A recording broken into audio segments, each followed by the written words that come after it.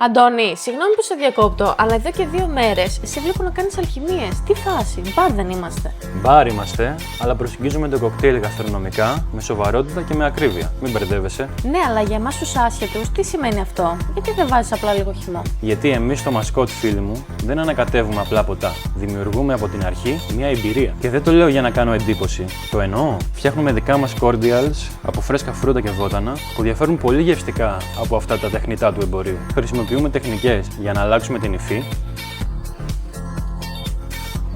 όπως αυτός εδώ ο αφρός, ή αυτό εδώ το clarified cocktail που είναι διάφανο τελείως, αλλά πολύ πλούσιο σε γεύση. Και πώς έγινε έτσι διάφανο αυτό? Είναι τεχνική, λέγεται milk wash. Παίρνουμε ένα φελό μείγμα και το κάνουμε κρίσταλο. Στο τέλος πίνεις κάτι διάφανο, αλλά με τη γεύση των υλικών που χρησιμοποιήθηκαν συν μια κρεμώδη υφή. Αυτά είναι τεχνικές που μας δίνουν ιδιαίτερες γεύσεις. Δηλαδή τα φτιάχνεις όλα από το μηδέν, δεν ανακατεύεις απλά χυμούς και αλκοόλ? Ακριβώς. Και όλα αυτά για να έρθει η στιγμή που θα δοκιμάσεις και θα πεις «Τι πίνω τώρα?»